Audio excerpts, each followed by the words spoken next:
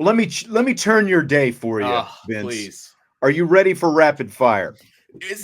I'm so pumped that it's just rapid fire. Like I show up, boom, I know. we're doing rapid fire. Best part of the day, right? This is Jump fantastic. right into it. And it was a very busy day in the land of sports. So there's plenty to talk about. There's a lot of things. A lot of things going on. First off, though, shout out Josh from Alabama. He said, I met him at the Notre Dame women's game yesterday. He came up and introduced himself. He said he's originally from Chicago, but he had a little Alabama drawl to him. And he said he's a regular listener of the show, complimented you and Jesse. And so just wanted to say thanks for listening, Josh, and coming up. Good meeting you yesterday. That's awesome. So, I love when we get to meet people. I know. It's funny. And I could be looking way too far into this, but like when I go to basketball games or just walking around in general and like people kind of stare at you and they're like, and they kind of give you a little side eye and they're not, you know what I mean? And I'm like, I just want to be like Irish breakdown. Like, it's like, because they're not sure. They're not quite sure. And if I'm not wearing like Irish breakdown stuff or whatever, but I also don't want to assume that that's why they're giving me the side eye. Like it could be just like, look at that doofus or something like that. Right. They could be thinking that about me too, DK says it's preposterous that we're starting rapid fire at 6:24. I mean, that's what happens. I had a whole different show planned for today. And then I found out about the Ethan Long commit at 5 o'clock. And so the first part of the show became, we don't always do recruiting stuff. I know. On IB Nation. It was a nice little curveball. It's a little different, Yeah. It's good to have Ryan on. We need to have him on more often, but he's got all those kids there at his house. And he's got, like 5:30 bedtimes and everything else. So, all right, fill in the blank. It's blank that Joe Alt, Xavier Watts, Audric, Estime, and Sam Hartman are included in ESPN's list of the top 100 college football players this season. I will say it is interesting. And I mean interesting in a positive way and in a negative. Like, how do you not have Howard Cross a part of this particular crowd? In my opinion, and I realize, Howard Cross does not meet the classic definition of a defensive lineman, right? The big, whatever, but like he was super productive. Like I'm surprised that he was not on this list. And I guess at the same time, surprised that Sam Hartman is on the list. I am. And Hartman barely made it. He was 99, wasn't he? Yeah, that's right. He just got in there. I mean, you're absolutely right, though. Like, when you think about it, how do you not have Howard Cross on the list? He led all interior defensive linemen in tackles this season. And you don't see defensive tackles. You don't see nose guards having the kind of tackle production that he had in a year. And I get it. He's not probably rated higher in terms of the draft and all that different kind of stuff, but neither is Hartman. There's a million other quarterbacks rated ahead of Hartman in this complete afterthought. Every time I've seen people talking about quarterbacks in the draft, his name doesn't even come up. Yeah. Doesn't even come up. Quite frankly, I was shocked that it's no offense to Hartman, but I was shocked that he ends up in the top 100, again, like you can go to what, like you've kind of been trumpeting with the fact that the offense ended up doing what it did and all that kind of stuff with, with the scoring and the yards and all that kind of stuff. But in the three big games, the production wasn't really there, It is but what it is. Howard Cross, like if you looked at the two of them, and I realize it's not like an either or situation from ESPN's perspective, but if you looked at the two of them, Howard Cross was much more consistent across the board than Hartman was. There's no doubt. There's no doubt. I mean, there are plenty of people out there that think that the quarterbacks that were on the roster not named Sam Hartman could have done what Sam Hartman did, in this offense. And there's a bit of a case to be made for that, right? I don't know that I would completely agree with it, but it is an argument I would listen to. You know what I'm saying? Like I do feel that way, especially seeing the way that Steve operated the offense in the bowl game. Now, the Steve Angeli that we saw operate the offense in the bowl game is a completely different Steve Angeli than we saw at the beginning of the year. So, I mean, that does have to be taken into account, right? would he have been as successful as he was, early on and in the middle of the season as he was, in the final game? Mm-hmm. I think there's an argument there as well. But did Sam Hartman take this team to the next level? I think we can safely say he did not. They took a step, but not, you know what I mean? So yeah, I'm surprised. Yeah, it's weird because, again, just in terms of numbers and that kind of thing, over the span of a 12-game season, he technically, statistically took it to another level. But again, right, big valleys in games that mattered as opposed to games you're supposed to win. So yeah, absolutely. I mean, and he balled out in some of those. Good on paper. Isn't that a movie or a yeah. show or something? Good on paper. Well, that's yeah, no, I but agree. I mean, I do think it's significant that Notre Dame finds itself in the company of teams like Alabama had the most in the top 100 with 8, and then you've got teams like Michigan and Texas, 2 playoff teams, obviously, and then Georgia and Florida State, they each had 5.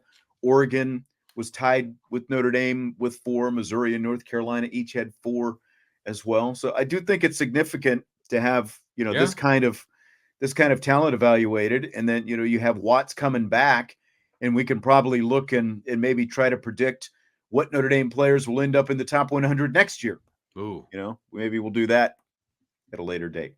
Well, I will continue to trumpet Cam Hart. He probably should have been in the top 100, to be honest with you. Did not get a lot of love for his performance, but boy, did he have a great year. Cam Hart and Benjamin Morrison both. Yeah, absolutely. So, because I was thinking about next year, and I was thinking, Ben Morrison has an opportunity to, I guess, make this list, but, Cam Hart should have been on it this year, frankly. And he had a better season than Benjamin Morrison. But Ben Morrison, I think, is going to have a great season as a junior. So, yes, absolutely. He should be on the list next year, no doubt about it. And then Xavier Watts should make a repeat performance. And then, we'll see. I think there's a lot of potential on the offensive side of the football. And the defensive side of the football. We just said Howard Cross. He's coming back too, right? So, I mean, there's a bunch of possibilities for Notre Dame to really make an imprint on this list.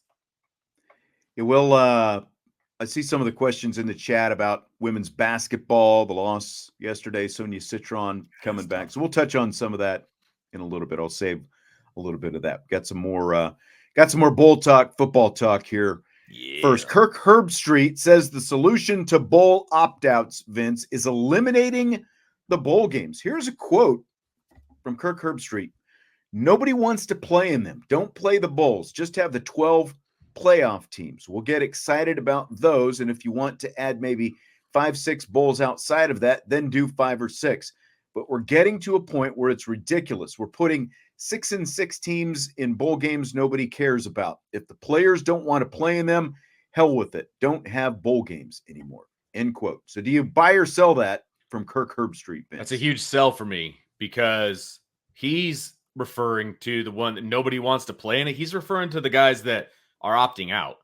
There are plenty of guys that love playing in bowl games. And I'm talking about the teams that aren't competing for a national championship that maybe might not even be in the top 25 or at the bottom of the top 25 or whatever. But are you telling me that, and I don't know all the details, right? But like Miami of Ohio, for example, you're telling me those guys don't want to take a trip to a warm weather city, play in a bowl game, get some swag. Do they always get to go to warm weather cities, though, or do they get to go to Detroit and whatever that bowl is called now? There's one that goes to Detroit, obviously, but I think they went to like South Carolina specifically. Okay. I think so. It is hard to keep track of since there's like 40 schools now involved in bowls. Could they minimize maybe a little bit? Okay. I would not have an issue with that. Okay. But I think eliminating them all completely together is not the way to go. I mean, the dirty little secret of bowl games is the majority of them, they're making some money with their corporate sponsor. They're getting on TV, but the schools that actually have to go to them, it's a loss leader. It's like the coach gets to put on his resume that they went to a bowl, and especially for, like you said, like the MAC level schools and the group of fives and stuff like that. It's obviously an accomplishment for the majority of those programs to get to go to bowl games. Mayhem right? of Ohio went to Orlando, by the way. Orlando. They went to the Cure Bowl. Cure Bowl. Whatever the heck that is. Like that's if you said Cure Bowl, you sure wouldn't have thought, oh yeah, Orlando. Unless you'd actually been there.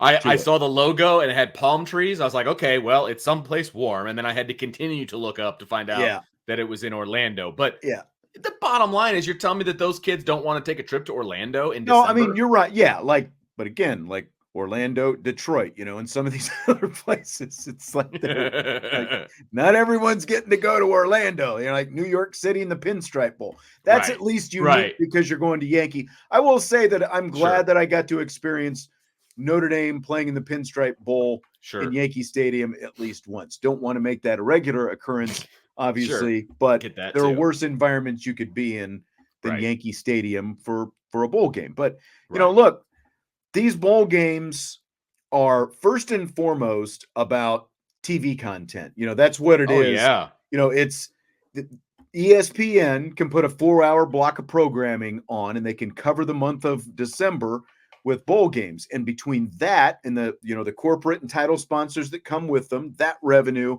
and what sports wagering has blown up into, that's what is most of these, what most of these bowl games are about right now. You've got the, degenerate gamblers who they don't care who the opponent, who the teams are, what bowl they're in. They just want something to bet on. And that's good for business. And the way, it's all intertwined absolutely with the sport and the TV partner and this, the different, sports wagering apps and all that different kind of stuff. But the 500 part, I do agree with, I think we can all agree that the need for a 500 team and sometimes even sub 500 being in a bowl game is pretty lacking. Like, agreed. Do we really needs to need be a that? reward? Should be at least a little season. bit higher bowl. Yes, I agree with. So even if they up the standard to 7 and dropped a few bowl games, I think the overall majority of people would be okay with that. I really do, because I do think there are too many bowls out there. I do believe that. And I mean, look, too many. When they do the aerial shots at some of these places, even in Orlando, I think it was the ReliaQuest Bowl, when they did the overhead of that, it's like 90% of the upper part of the stadium, there's empty seats up there. Oh my gosh. I mean, it's becoming, I will say, and I guess I side with Herbie on this one, when he says nobody cares, he's talking about fans specifically, right? Right. The players care. The fans maybe not as much, because that's why the Sun Bowl was so excited to have Notre Dame there, because it was a guaranteed sellout. They're going to make more money and the whole thing.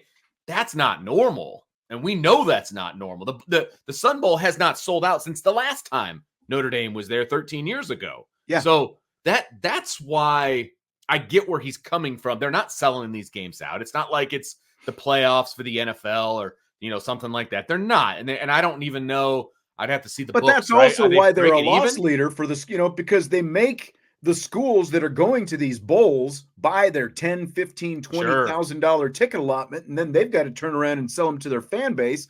And that's why the schools that are actually going are losing money on this. It's like, so that was going to be the next thing. It's like, okay, are the bowls making money? Right. B, are the schools making money?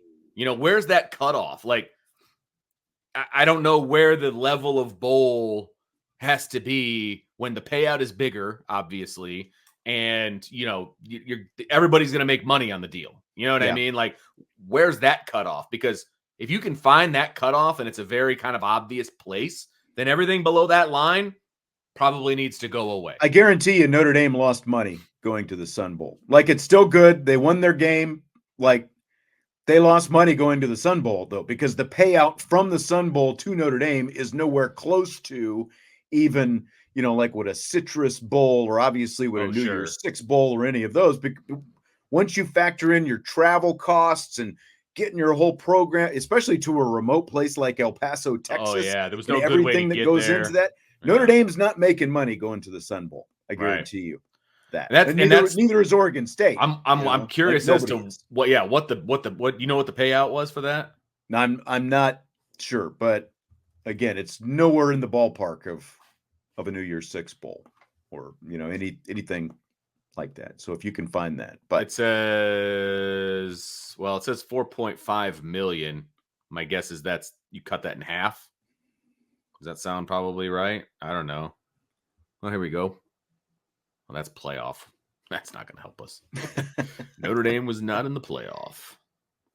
I don't know. Bowl game payouts. There we go. Anyway, we can continue on and get to where we need to go. But the thing is, you're not making money, and I totally understand where you're coming from. I mean, and obviously Herbstreit's thing is about the opt-outs, and I just go back to there's still with all these conferences expanding at the waistline now, there still has to be something at the end of the season for the other 90% of the teams that are not making it. The 12 teams into the playoff is what, the 10%ish or something like that. There's got to be something for these other teams. You can't just say 12 are going to make it in and there's nothing for anybody else, because I've seen comparisons to the NIT, and Herbstreit might have even made that comparison as well. But again, like when you look at viewership for these bowl games, which are still, even for the small bowl games, it's around, they're averaging around at least 1 million people watching for the small bowl games. I'm not talking about, like the playoff games and stuff like that, because there's obviously going to be more for that, but that's still more than an NIT basketball game. And while it stinks that there are so many opt-outs, there are still 85 guys on a roster, and like Notre Dame showed from just from their perspective that there are still guys who want to play, and you can still field a team out there, and you can still use it as a development opportunity for your program. So if guys want to opt out, it's just more opportunities for the guys who are still left on the roster. So I don't think that ditch is, again, perfect world. Guys aren't opting out left and right and ditching all these bowl games, but there are still other guys on your roster who are getting scholarships and who can go play and use those opportunities. So I don't think you get rid of games just because some guys are opting out. So I found this article, and I didn't know this, and maybe I just am out of the know, but it talks about what each conference gets, automatically every year, okay, for bowl season. And it says the Power 5 conferences with contracts to send its champion to the Orange, Rose, and Sugar Bowl, each conference receives $79 million to split amongst its people, okay? The group of 5 conferences that do not automatically have a bid, they get a total of around $103 million to split amongst themselves. That's all the rest, right? Notre Dame gets $3.89 million every single year, no matter what. Which I thought that was very interesting. Irish Steel, you can have that opinion if you want, but I've had these conversations with administrators at Notre Dame. If they made any money, it's maybe, 10 or 20,000. They might have cleared the bottom line by a little bit, but they're not making any substantial cash by playing in the Sun Bowl. I've had these conversations with administrators before. So you're only really making money when you're going to a New Year's Six Bowl, which is obviously going to become the playoff. Now that's the only place that you're making real money. You can clear some, they a little, the bar is obviously like a little bit higher in a Gator Bowl, like they were in last year and those kind of places, but they're barely clearing the bar if you're going to the Sun Bowl. A couple $1 million, like you have no idea what the operating expense is when you're sending 85 players plus the staff, and then you're also sending wives, and you're chartering down. There's like so much that goes into it. There's so many costs that you can't even fathom by going to these. And they're down there for bowls. A week. Yeah. They're down there for a week. That's exactly. And it's like that. Those hotels aren't free. You're paying for those hotels, and again, it's not just the team. Yeah, it's the staff, and you're the feeding charter them. planes. Like, did you hear Marcus Freeman when he was talking about how many times they feed these guys in a day? That's no lie. Like the women's basketball team eats a minimum of 4 times a day when they're on the road. That's the women's basketball team. Let alone football, yeah. Plus the hotels that you're staying in. It's like, yes, really, Irish Steel, $2 million. Because again, you're talking about a week down there for a football team. I'm not going to go round and round on this. They're not making any money. I guarantee it. You're just going to have to take my word. They're making $4 million automatically, and then an additional $2.5 million to go to the Sun Bowl. So that's $6.5 million. So they're making some money. That's all I'm saying. Again, the expense to go to a bowl like that itself versus what they the would make big picture more payout is. They would make way more money by going to a playoff game. Obviously, the payout's $6 million plus the automatic 4. No, that's 10. But you're saying that's what they're automatically getting from the ACC, right? Not the ACC. They get it from the bowl deal. It has nothing to do with the ACC. They automatically get, according to this article, they automatically get $3.89 million from the bowl system. Okay. So, and I don't know if they get a piece. I'm talking about just payout from the bowl. Right. That's $2.5 million is what they got. Right. And there's obviously going to be other revenue. Right. That's coming in. Right. Okay. So my wife looked at me with a straight face this weekend and asked me if I actually wanted the Cowboys to make it to the playoffs. Now, bear with me here for a second, because this is not going to be about the Cowboys. This is right. A general overall. So I asked her if she was serious, and she said yes. And now we've been married for 30 years, and I told her it might be the dumbest thing that she's ever said to me. Do I actually want my team to make it to the playoffs? She said, well, you get your expectations up and then they lose every year. So wouldn't it be better if they just weren't in the playoffs? And so, again, I feel like this is a question that everyone can relate to. It relates to college. It relates to pro. Would you rather your team make it to the playoffs and lose than not make it to the playoffs? Is my question to you. My answer varies, and here's why. Because normally I would say I want them to make the playoffs and lose, as opposed to not make the playoffs at all, right? But this year specifically, when the Cubs were easily into the playoffs with about a month to go, and then they just hit the schneid, right? And it's like, you know what? I'm okay with them not making the playoffs because they were going to get beat anyway, and now I don't have to invest emotionally in that situation. So like this year, maybe I was just like making like excuses for myself because they went on the schneid and didn't make the playoff at the end of the day. But I knew they weren't going to advance in the playoffs. Like normally when you get into the playoff, you're like, hey man, it's a new season. You got everybody's got a shot. You could handle it. You weren't brokenhearted because they didn't make it in. I really wasn't. Because I knew the way the Cubs were constructed, they weren't advancing. Like there was no way they were advancing. They didn't have like that 1-2 punch on the mound. They didn't have somebody that was on fire at the plate. Like it just wasn't going to happen. So like I was okay with that.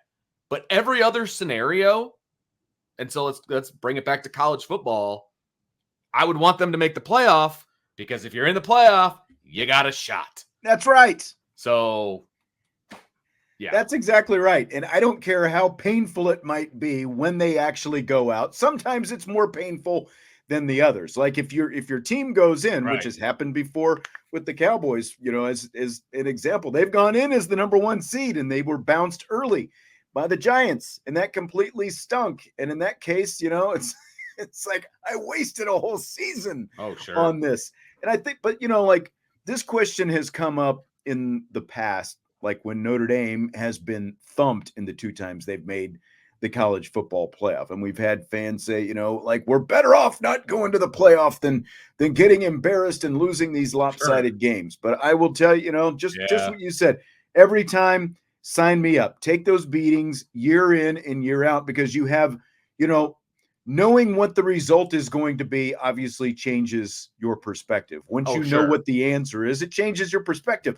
But going in, you don't know what it's going to be. You still do have hope. I mean, isn't that why you invest every Saturday or Sunday or, that's why you're investing all that time and emotion in it, because you want to get to that holy grail ultimately. And you can't reach that if your team is not in the playoffs. So absolutely, like always, they might stink it up and bow out. And a week from now, my answer might be completely different. But as of today, I am telling you, just get in, baby, and you've got a shot. Just like Steele said about his Irish Steel 63 said about his Pittsburgh Steelers. And no, I don't begrudge you, even though I was pulling for the Ravens to beat them the other night. But, you beat a team with a backup quarterback. and just like Brent said, the Rams starters beat the 49ers, the Rams starters beat the 49ers backups. Okay. But like from my perspective, and again, I might be singing a different tune next week when the Cowboys play the Packers, but I was a lot more excited about seeing the Rams having to go to Detroit than I was the potential of them. Like, that's the team that I've been dreading. Is the Rams? The Rams. They've gotten better and better all year long, and I did not want to see them. And now they're going to Detroit, so that's an interesting matchup. But it's bottom line, matchup. Get into the playoffs. I will never say that I don't want my team to make the playoffs. I really hope that your Cowboys can win. Yeah, I'm going to be a Cowboys fan. There's no doubt about that this weekend. One day. Hey, I'm not anti-Cowboys, but I'm definitely pro-Cowboys when it comes to them playing the Packers. Playing the Packers. That's for sure. That's right. Man, that's right. The love that Love was getting on Saturday or Sunday afternoon was barfomatic, my friends. I didn't get to see any of that, fortunately. It's horrible. Yeah. All right, let's shift it to college. Interesting fact that I saw the other day. 2 years ago, Washington paid $675,000 to play an FCS opponent, Montana, and they lost to Montana. Well, this weekend, Montana finished as the FCS runner-up, losing to South Dakota State in the FCS National Championship game. Tonight, Washington plays in the FBS Championship game, of course, against Michigan. So just interesting little turn over the last couple of years where those programs have come from. It's amazing what recruiting in the portal can do for you. That's right. And a new head coach, I guess. And a new head coach, right? Yes. And good coaching. Absolutely. That's right. Okay, I just thought I'd throw that little tidbit out there. Scale of 1 to 10. What is your confidence that tonight will be the last time Jim Harbaugh coaches Michigan? I still think it's pretty high. I mean, I don't have any inside knowledge or anything like that, but I still feel like I'm at an 8 here. I don't look. Jim Harbaugh is not an idiot. That this is the last game. You're at an 8. Yes. That this is the okay. Yes. Just want to make sure we're on the same page. Okay. I just feel like he's not stupid. He knows that there's stuff coming down the track here as far as the NCAA. Now, it's going to take a minute. I think we can all agree on that. But I just feel like there's stuff coming. And if he sticks around, it's going to make things even more difficult for him than they are right now. Like, this Connor Stallions thing is not over.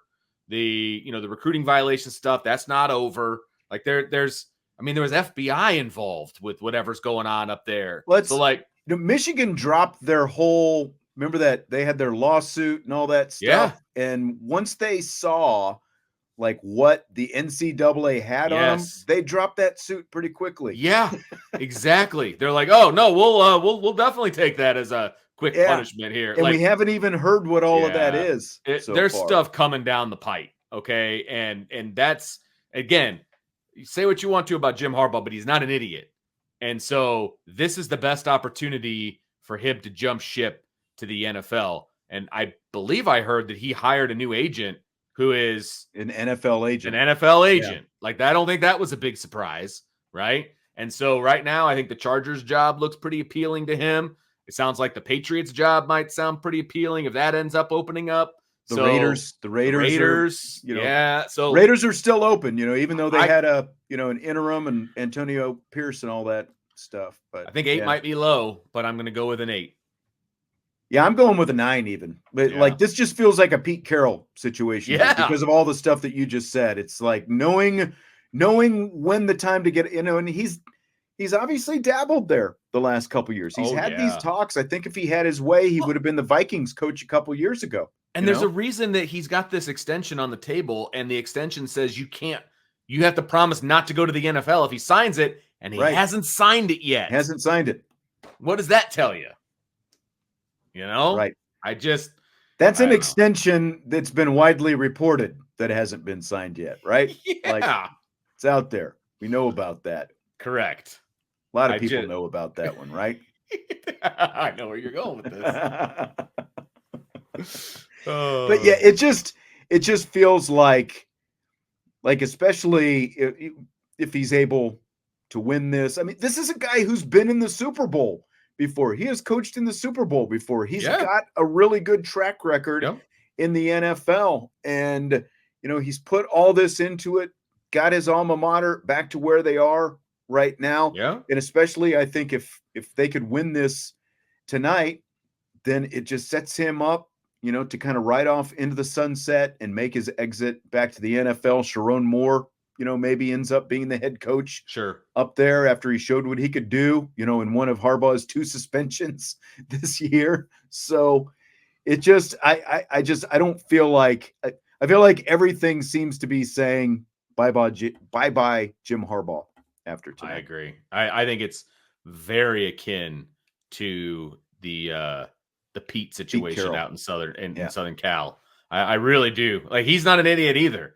And he saw the writing on the wall, and it came hard, and it took a long time for USC to recover basically from that. Now, there was some sketchy coaching hires and some things like that, but those coaches that came directly after him, they were fighting an uphill battle because of the sanctions, and nobody thought anything worse of Pete Carroll when he went up to Seattle and had the Legion of Doom and everything else go on up there. The same thing's going to happen for Jim Harbaugh. Ira still wants to know, would he be a bad character for cutting and running rather than facing the music by staying? Is Pete Carroll a bad character? Do we think that? Yeah, I mean, I never liked Pete Carroll, but that's because I root for Notre Dame and USC's. All of Pete Carroll's, or most of Pete Carroll's players have loved Pete Carroll. And, there was, look at what he's done in his time in Seattle. It has been very successful. This has been one of the few years that he's had a bad team. Sure. Since he's been back in the NFL. And that's been a long time now. Right. About that. So you can't really separate Pete Carroll and Jim Harbaugh, in my opinion. And so if you think Pete Carroll's a good guy, then I guess you got to think that Jim Harbaugh is. If Michigan's going to face some kind of consequences, whether it's vacation of wins or some kind of, reduction in scholarship or whatever it ends up being, if Michigan ends up paying some price, they're going to pay it with or without Jim Harbaugh. So the way the system is set up, why would he stick around? I mean, if I was in his shoes, I would bail too. I would. Yeah.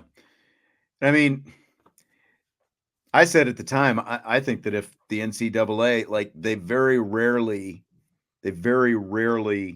hand out financial, that fine head coaches and things like that. This is a coaching matter. It's not a recruiting matter. You're not cheating in the recruiting circles.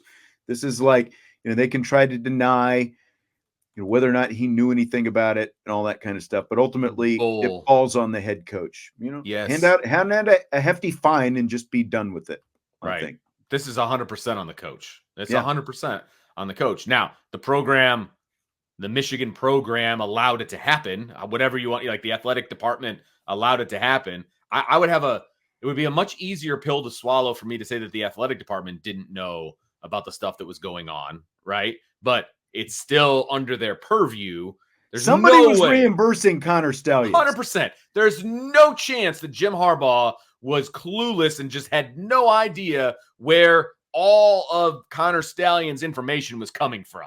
There's Connor Stallions was shelling out literally thousands of dollars to pull that whole thing off. He was not eating that on his own.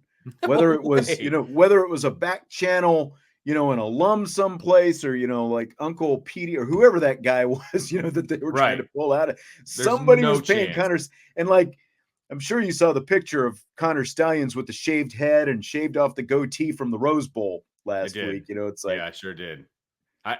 Look, thought that was hilarious. The money may have been coming from a booster, and that's okay. I get that. But again, Jim Harbaugh is not an idiot. He has to know the information was coming from somewhere. Maybe he wasn't asking specific questions, to try to cover for himself.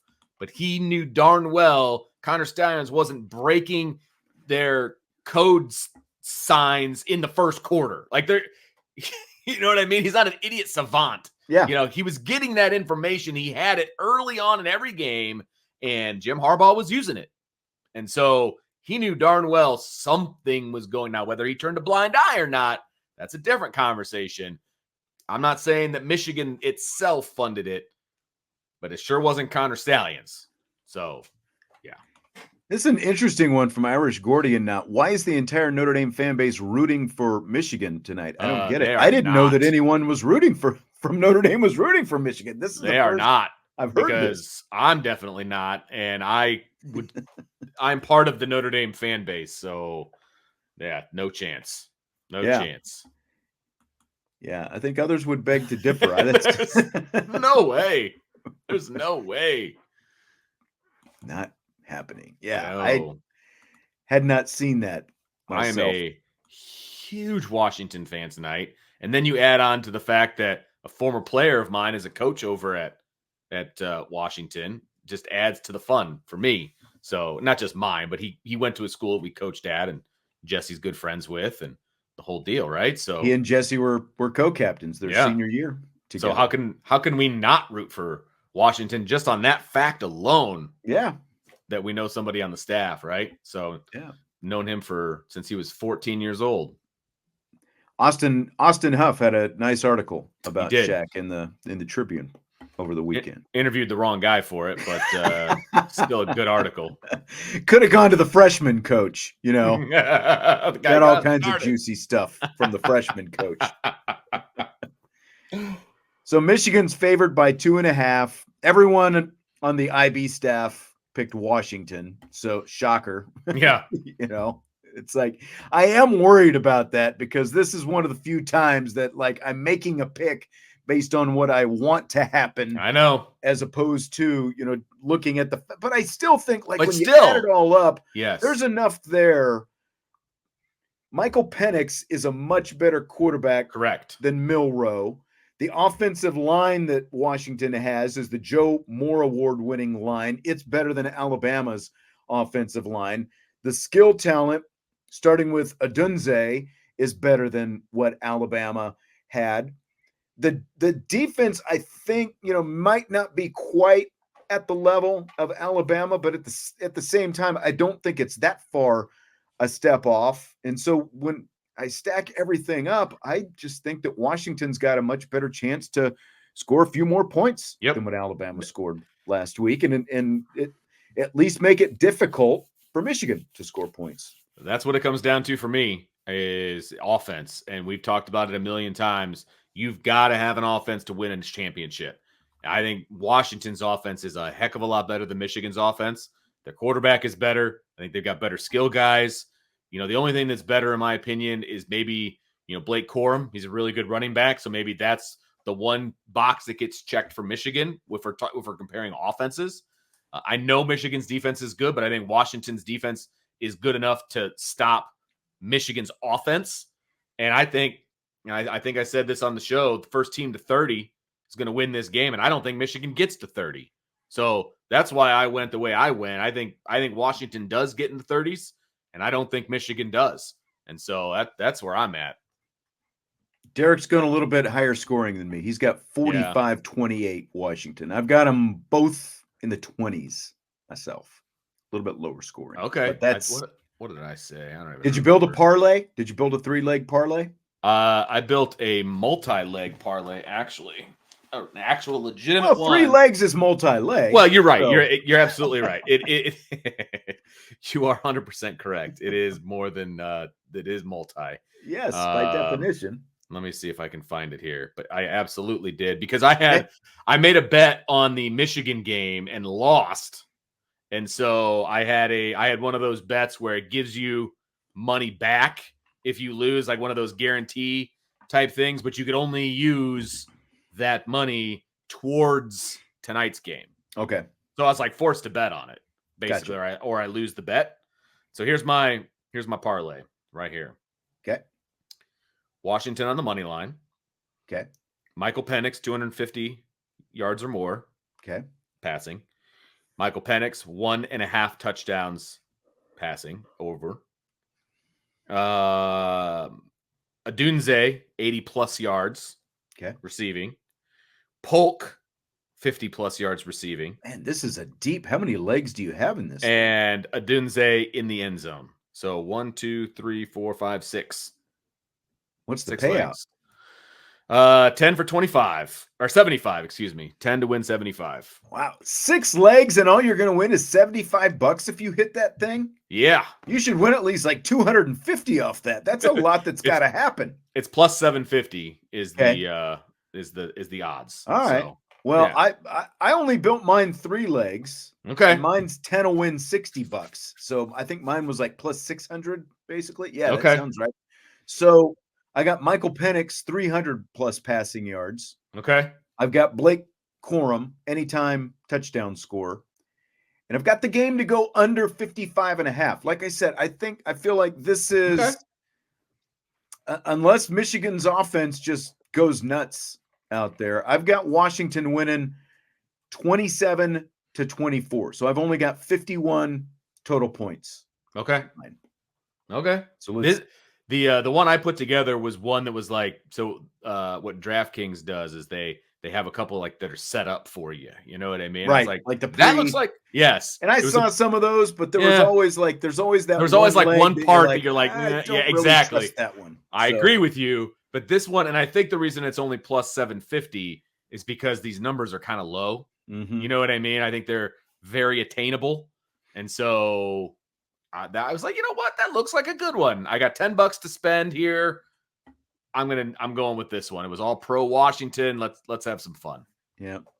Steele likes all but my under, basically. So. Well, he likes here. This is what he said for me. I don't know. It's going to be close. I mean, you get a flurry of points in the first quarter, and that one's probably out the door. But he said yes, maybe, likely. So there on my 6. So there you go.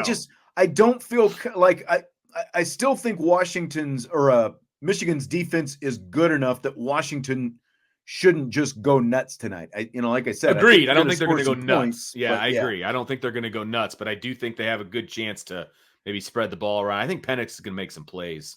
Yeah, I do. Straight up picks. The only New Year's 6 playoff game that I missed was Alabama Michigan last week, and it took overtime to do it. If Alabama had just hung on, I would have won. I would have been feeling really good if I had bet a parlay. I know, right? Seriously. Just a bunch of money line parlays. Otherwise, there's always one game that wrecks it. So I'm kind of glad that I didn't. Every time. That's right. Every single time. It's the way it All goes, right. man. So you alluded to those Packers a little bit ago. And after the end of the season and the Bears losing to Green Bay yesterday, most of the debate now is on whether or not to stick with Justin Fields, right? Draft quarterback at number 1. You're on record. You like them sticking with Fields, trading down, building the roster around him. At least that's what you said a couple of weeks ago. I don't know if you still are on that. It's like you don't want to have egg on your face, and then Caleb Williams is like a generational quarterback, right? I know. And it's a definite possibility, okay? Yep. I just wish the generational quarterback didn't go to USC and wasn't just a jerk. There is that. I mean, if he goes out and wins Super Bowls for the Bears, obviously I might change my tune. But I do feel like the way to go, because if you bring in Caleb Williams at the number 1 pick, okay, you better have a real good plan about how you're going to rebuild this offensive line, because Caleb Williams is going to be running for his life, and it doesn't matter how good of a quarterback he is if the offensive line is as bad as it is. And they've got other things that they need to address as well. It's not just a quarterback issue. You know what I mean? So I feel like this is a, the sum of the parts kind of a situation. And so I do at the moment think they should stick with Justin Fields and build around him. Okay. I do. Well, here's my question today. All right. Can they keep both Justin Fields and Matt Eberflus? They've already, as of right now, as we speak, Eberflus seems to be safe, and they have said, the reports out that they're keeping him. Can they keep both of them? If they're keeping Justin Fields, can they also keep Eberflus as the head coach? They can. Should they? I'm not upset with what Eberflus has done. I'm not. I think he's doing the best that he can with the pieces that he has in place. Now, if they go out there and they do what I think they should do in the draft and in free agency, because they have a ton of money to spend too, Sean. They have a ton of money. So if they can go be active in free agency, have a good draft. They have a ton of money. That some of that money is going to go away if they decide to keep Fields, because he's going to have to be. This is true. A franchise quarterback's. They're going to have to franchise him. They're going to have to do obviously something, and the franchise tag is obviously more than he's making now. But they're still going to have money to spend, and they're still going to have plenty of draft capital to use in this draft. And like Ira Steele said, Joe Alt would look pretty good in a Bears uniform, Sean. I'm just saying. I mean, personally, he'd look better in silver and blue, but he's not going to last. He's not going to be around for a playoff team. They do have a pick at number 9, even without trading down. They've got 1 and they've got 9. So there's a good chance. Is that 9? Okay, so the Bears pick is 9? Yeah, well, I mean, they've got number 1 overall, and their second pick is at number 9. Is it 9? Okay, so I wasn't sure where that one landed. Yeah. You might still be able to get Joe Alt at 9. I just don't know that I would. I don't know if I would want to take that chance. You know what I mean? But you could get him at 9. He may still be there at 9. Because I think there's some I'd have to talk to Ryan about this, but I think there's some debate about who the number 1 tackle is. And so if he's considered number 2 on somebody's board, he could still be around at 9.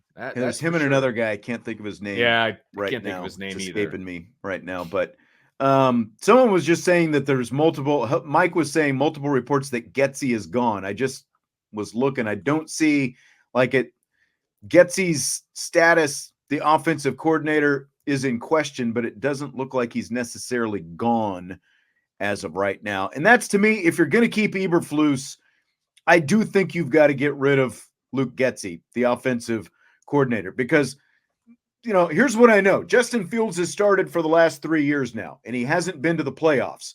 But Jordan Love has been a starter for 1 year, and guess who's in the playoffs right now? The team that Chicago loves to hate, right? This is true. With Jordan Love, who had a franchise quarterback type season. He threw for over 4,100 yards and 32 touchdowns. What did Justin Fields do?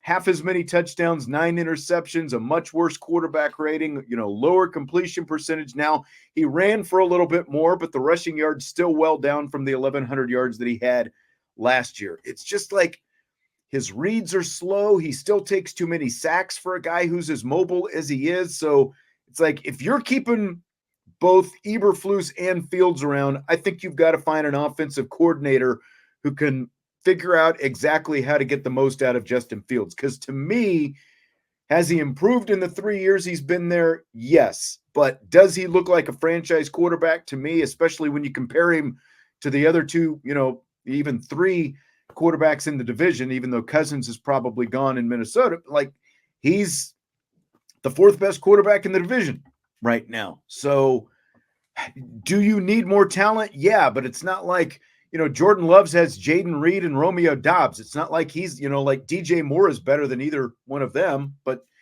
there is a lot that they've got to figure out. They do need a better offensive line. There's a lot that they still need, but Eberflus has won 10 games in his 2 years. They were still, like the Bears roster still seemed invested in their head coach these last few weeks, even, when the results, kind of seemed a little bit obvious. So again, I personally wouldn't probably keep both of them around, but I think if you are going to keep both of them around, you've got to jettison the offensive coordinator and go find someone who can at least give you, a better chance to get a better investment out of Justin Fields if you're going to build the roster. There are good things there. Like, I saw it when they played the Cowboys last year. I was like, man, this like another year, Justin Fields, it should look really good, but it just hasn't. Yeah. It's been too incremental. It hasn't taken off the way you would want from a former number 1 pick. No, I get it. I totally get it. And DJ Moore had a great season. He had career highs and receptions and yards and everything else. So, I mean, they're getting him the football. I just think that the O-line is really holding them back right now from a run game standpoint and from a pass protection standpoint. They need to get better on the O-line, and they need an elite pass rusher too. So obviously, who wouldn't want an elite pass rusher on their team? Montez Sweat, Yeah, no, he's good. No, you're pretty right. good. They did a good job of acquiring him. I Yeah. will say that they did a good job of acquiring him. So it's going to be interesting the next few weeks / months, really, because you're going to get into the draft in obviously April. But it's going to be we interesting. have many months for draft talk coming up. That's right. Yes, we do. We got to get to the playoffs first, and that's a whole month's worth of fun. So Mark said thoughts on Florida State and Georgia Tech playing week 0 in Ireland. Do you see this international game becoming more common? I will be curious to see like what happens. I mean, you can still, even with the playoff, if they move the season up a little, like will they do away with week 0 stuff, or like I'll be curious to see kind of what they do with some of that kind of stuff. But as of right now, I mean, it seems like, why wouldn't you? Whether it's Ireland or even maybe London or something right like that, I would think that you see some more of that kind of stuff. Yes, the international game becoming more common, absolutely. And I think you're going to see more than one a year when it's all said and done, too. I don't think it's just going to be one team or one game, going international. I think it's going to be multiple moving forward, because especially at the college level, because you can couple that with educational stuff. And I mean, it's super easy to do, whether they're actually doing that stuff or not. But you can easily couple the education piece with the football piece very, very easily. Yes. So John says the Notre Dame women's basketball team is in real trouble. There were some other comments earlier. He said injuries and low production from the bigs, except for Maddie. I mean, like, the good news is Sonia Citron came back yesterday after almost 3 months out. The bad news was obviously it's like you get one back, and now Maddie Westfeld's got a concussion. So they do without her. And them not having her, I think, was the biggest hurt in that game. No, it really was, because she is such a big part of the flow of the offense. Her versatility, she knows the offense. She's been there for 4 years. And so to not have her and to try to sort of piece things together, I was a little bit surprised with the overall production of the bigs yesterday. But again, you didn't have Westfeld to kind of be part of that rotation and keep the flow going. And I think that was the biggest thing. I think if you have Westfeld, they win that game yesterday, point blank. I absolutely agree. And they got to get healthy. I mean, that's for sure. They need to get healthy, and getting Sonia back is huge. There's no doubt about that. But Maddie Westfeld being out, you got to think she's worth at least 3 points, and that's what they lost by, right? So, I mean, she averages almost 15 a game. So I mean, and she'd been averaging a double-double for that matter, really, for like the last 5 or 6 games or something like that. So, I mean, just her presence alone is worth 3 points. You know what I mean? And so I think that is what obviously hurt them in the long run. You would like to think that you can pick up for, players going down, but she's one of your best players. Yeah. That's tough to do. Look, and it's not going to get easier either, because like NC State was undefeated until yesterday. They lost on a buzzer beater to Virginia Tech. The ACC is going to be really tough, but I do think once they're back to 100%, and like for what they've got right now, 100% is going to be getting Westfeld back. That's going to be the team the rest of the way, because it's going on a year now since Olivia Miles' injury, and I'm not like, there's no inside information that I necessarily have there, but just looking at where she is, if she hasn't played by now, because she does get out there and not like full practice, but she shoots and does some other stuff. It's like she's gone almost a full year at this point. I can't see her wanting to try to come back and just sort of like push this last couple months of the season at this point. So that's a shame, because I mean, you want to talk about a shot of adrenaline that she could give the team if she was actually 100%. I mean, if she's not, then obviously there's no point in burning a redshirt year. I mean, this essentially would be her injury redshirt year. But I don't fault her for not wanting to try to push it any sooner than what she has, because it's it's a knee injury, right? And she had surgery on that knee. And again, February was when it happened. So to try to come back like by even October when practice started and into November, it's a little bit too soon. And again, now you're midway through the season. So I don't think that it was worth it for her to try to push it back if she didn't feel 100% comfortable, being able to do that. So I don't blame her at all. I don't either. Yep. But I think they'll be okay. I don't think there's any reason to hit the panic button. I think once they get, like I said, to full strength with what they've got, I think they'll be all right. But just bad timing that Maddie took a shot to the head against Pittsburgh last week and, wasn't able to come back when Citron came back yesterday. Right. Because Sony looked good. And I, listened to the post-game press conference. She said she had some cramping in her calves late in the game, which you can see because, again, like she hasn't had to push it full strength, in a real game for almost 2 months. So I don't know. She looked good.